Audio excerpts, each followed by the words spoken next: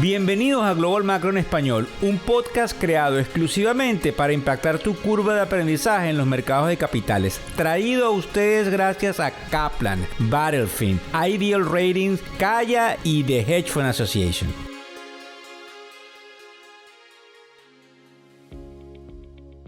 Hola, ¿cómo están? ¿Cómo les va? Hoy es lunes 7 de agosto del año 2023. Buenas noches, buenas tardes o buenos días, dependiendo no solamente del lugar donde se encuentran, sino la hora en la cual sintonizan este podcast que es grabado alrededor de las 10 y 12 de la mañana de hoy, lunes 7 de agosto. Fíjense bien, ayer domingo tuvimos nuestro segmento institucional donde invitamos a todos los colegas, manejadores de fondos, a que tengan la habilidad de escucharlo para que cada domingo en la noche puedan tratar de acortar o achicar esa, dinámica de investigación que tiene que hacerse los fines de semana para saber dónde estaría la narrativa del mercado. Nos llama muchísimo la atención el hecho de la nueva subida bursátil que estamos viendo hoy lunes, máxime cuando, según Tom Lee, habrían algunos nubarrones, y decimos según Tom Lee, que es el fundador de la compañía Fundstrat, porque Tom ha sido sumamente positivo durante los últimos meses y ahora cambia un poco el tono diciendo que desde el punto de vista estadístico agosto no es un buen mes para el mercado de capitales. Sin embargo, estamos observando, como les digo yo, una subida el día de hoy a la cual hay que prestarle cierta atención. Nos llama la atención el hecho también de que hay una noticia de que la compañía Apple va a sacar el nuevo iPhone número 15, sin embargo la compañía retrocede, por eso yo creo que es interesante ver lo que sucede en la parte de tecnología. Y la Casa Blanca diciendo el fin de semana que hace prácticamente un llamado imperativo a los trabajadores federales a que vuelvan totalmente a las oficinas entre septiembre y octubre de este año. En el caso de lo que vamos a tratar el día de hoy, vamos a hablar de un índice que salió hace unos minutos atrás, que se llama el Manheim Index, que habla de los carros usados y sobre los aspectos fundamentales de una entrevista que hizo uno de los miembros del comité directivo de política abierta del Banco Central de la Fed, de apellido Williams. En el caso de los carros usados, lo interesante es que hubo una caída, como saben, en agosto sale lo que sucedió en julio, de menos 1.6%, una desaceleración en esa caída con respecto a lo que sucedió en junio, donde la caída fue del 4.19%. Esa desaceleración en la caída, fíjense bien, y según algún tipo de maniobra estadística del índice, puede hacer prever de que no sucedan suficientes caídas en lo que quede de año. Obviamente hay una confusión importante porque hay algunos que llaman en que estamos en una desaceleración y que indudablemente pudiésemos ver una repercusión en el mercado laboral. Sin embargo, desde el punto de vista netamente estadístico, pudiésemos más bien tener un rebote inflacionario, algo que algunos toman como una señal de alerta y de peligro, supuestamente que puede alterar desde el punto de vista de las acciones una caída de las mismas. Bien importante prestarle atención a esto porque recuérdense que toda esta canasta de diferentes bienes forman parte de la medición que hay en lo que sería el índice de precios al consumidor, el CPI, como se dice en inglés, Consumer Price Index, que vamos a saber tan pronto como este jueves en la mañana, a las 8:30 de la mañana del jueves 10. Otra de las cosas interesantes es la repercusión de la entrevista que obtuvimos el día de hoy de parte del New York Times con el representante de la Reserva, como les digo, de nombre Williams. Él habla de que ellos están bastante, complacidos con el manejo de la inflación desde el punto de vista de donde se ubica, que obviamente durante las últimas semanas ha venido cayendo.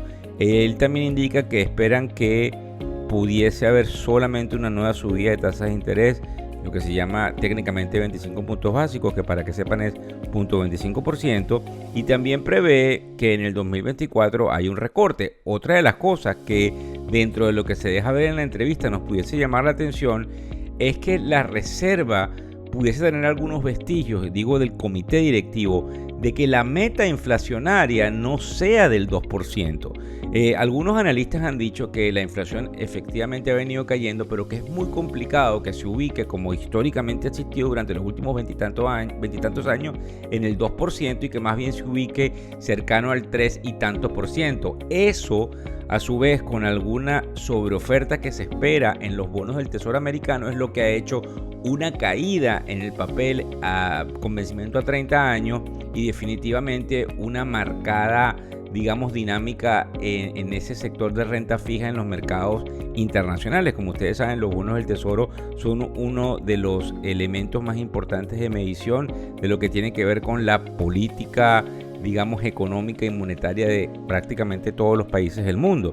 Entonces es bien interesante prestarle atención a toda esta dinámica de estas declaraciones, máxime cuando cada una de las cosas que esta gente dice a los medios de comunicación es, como diríamos, con premeditación y alevosía, porque marcan entre líneas lo que supuestamente están telegrafiando que pudiese suceder. Vuelvo a repetirlo. Hay una, digamos, cautela por parte de los más positivos, digamos, investigadores de mercado, que son los que manejan el proceso de ideas, de lo que se llama en inglés los Actionable Trade Ideas, o el Research, para prever lo que pudiese suceder en octubre, en septiembre y en agosto, tan pronto como en los próximos 70 días, con respecto a algún retroceso del mercado. Y indudablemente esos papeles de 30 años y de 10 años nos están marcando alguna posibilidad de un requebrajamiento de los diferentes tipos de activos. Sin embargo, y obviamente esa es la confusión que hay, no importa cómo se los explique, el mercado sigue teniendo una fuerza increíble. Para que tengan una idea, el Dow está 300 puntos arriba, ahora mismo a las 10 y 19 de la mañana, está subiendo alrededor del 1%, algo bien interesante. Pues en definitiva hay una rotación de activos y hay una, digamos, dinámica de que hubiese esa paralización en las tasas de interés. Vamos a ver cómo se están comportando los bonos en este momento. En el caso del bono a 10 años estamos en 4.07%. Recuérdense que la semana pasada estuvimos tocando, antes de que saliese el número del empleo el día viernes, 4.20. Es decir, ha habido una corrección importante que creo que es interesante que le prestemos atención.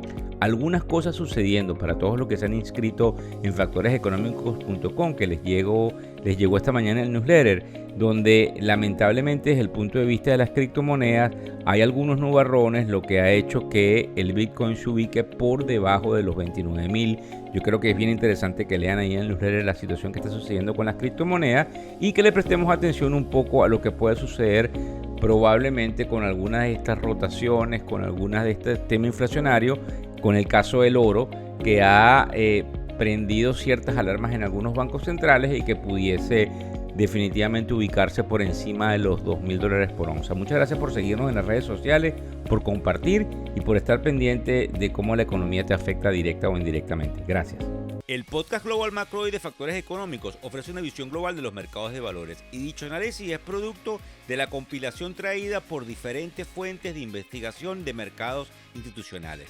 Por motivos y declaración regulatoria, este podcast no debe ser interpretado como una recomendación precisa en inversiones, bien sea en productos y o vehículos financieros. Y además, sugerimos consultar con su respectivo asesor particular de inversiones o su equivalente en caso de suscitarse cualquier duda que pudiese derivarse de nuestra fuente informativa. Este podcast es narrado por Víctor Hugo Rodríguez, quien es un conocido profesor y comunicador financiero, cofundador de la plataforma educativa ilafin.com.